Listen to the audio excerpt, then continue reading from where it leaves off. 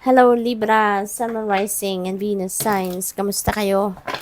Sana ba'y nasa mabuti kayong kalagayan. Welcome back po sa Star Tarot. Kung bago kayo dito, welcome din kayo.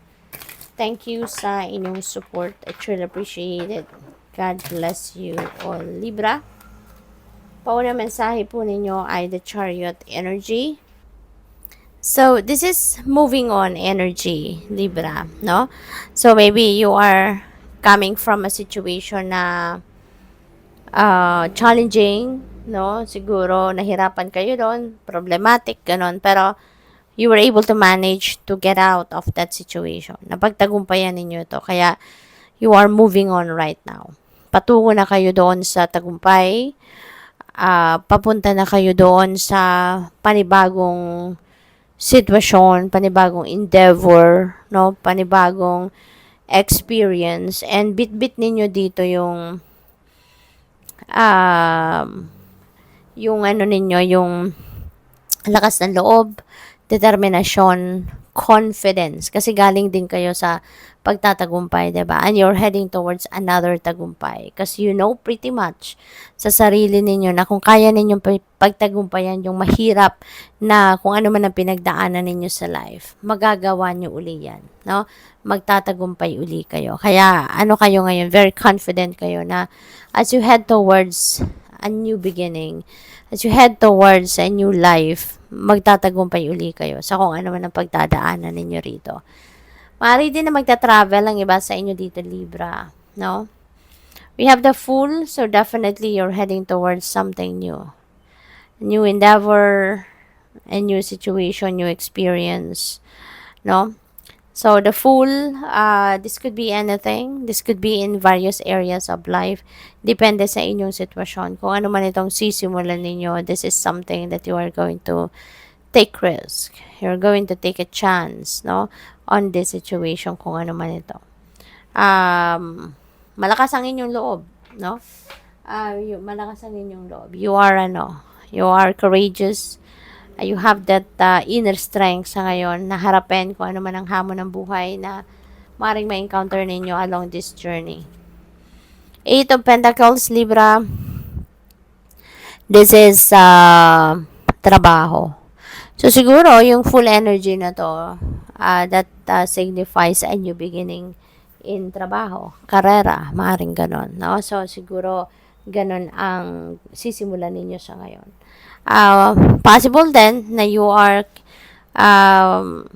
thinking or planning to change your career path, no, Libra? Maaaring ganon din ang ganap. Kaya siguro kayo nagsisipag sa ngayon, mag-aral, mag-research, because you are preparing for a career change, no? So, that's for some of you. What else? We have Six of Swords. Moving on. Napakaganda. Kasi you're moving on towards a new life din dito, no? Magagaling kayo dito sa, kumbaga, troubled waters and you're heading towards calmer waters. So, papunta kayo doon sa kung saan kayo magiging masaya, magiging fulfilled, magiging safe, magiging tahimik na, no? Ang inyong kalooban, yung ganon. So, kasi kung anong iiwanan ninyo rito, parang nahirapan kayo dyan eh, no? Nahirapan kayo. That could be a toxic situation or a chaotic situation. So, maaring relationship, pamilya, trabaho, maaring doon kayo nanggagaling, no? Pero ngayon, maglalakas ng loob kayo na umalis, iwanan na ang sitwasyon na yan. So, that is already sort of your tagumpay, diba? Kasi yung maglakas ng loob ng kayo na iwanan ng sitwasyon na yan, that takes a lot of courage and inner strength, diba? Kaya, that's already tagumpay na yung magdesisyon lang kayo na umalis. Ano na yan? Isang malaking bagay na yan. We have Ace of Pentacles. This is new beginning energy pagdating sa pera. This is new beginning energy pagdating sa inyong kaperahan, source of income, trabaho, ganon, career. So, maaari may mga bago, no? bagong trabaho, bagong karera, negosyo, maaring ganon. Or anything na pagkukuhanan ninyo ng pera, source of income ninyo, mga ganon, no?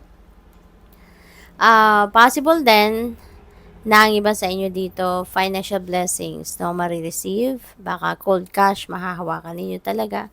Baka mayroong magre-regalo sa inyo ng pera, magre-regalo sa inyo, magpapamana, yung gano'n, ano, or baka meron ditong panalo, no, sa mga game of chance. So, possible din na gano'n ang sitwasyon. We have 5 of cups. Meron kang pinanghihinayangan, no? You're feeling sad. Ang iba sa inyo nasa sad kasi meron siguro kayong mga regrets. Meron kayong mga what ifs, no? Sa buhay ninyo, sa sarili ninyo. Na kung ginawa ko to, sana ganito. Ganito nangyari. Kung ginawa ko yon, sana hindi na to nangyari. Mga ganon ba? So, may mga regrets ang iba sa inyo rito, Libra. But, ang message sa inyo dito, if you're going to dwell on what you don't have or what you are lacking, walang mangyayari dyan, no? Walang mangyayari. You will be stuck, no, sa ganyang energy. Kaya, ang advice sa inyo dito, transmute that energy into something beautiful, something positive. Kasi, diba, lalahanin natin na very powerful ang mga thoughts and feelings and emotions natin. Kung malungkot tayo, kung sad tayo, kung nag-iisip tayo ng kung anong wala sa atin, we will attract more of that. Diba? Kaya transmute that into something positive, no? At focus na lang tayo sa kung ano ang meron tayo rather than focusing on what we don't have or what we have lost or what we didn't receive. We have 2 of cups. Ayan, this is partnership, Libra. Merong blessing of partnership na dadating. Baka partnership in love ito, partnership in business, partnership in a friendship, a collaboration. This could be anything, no? This could be anything.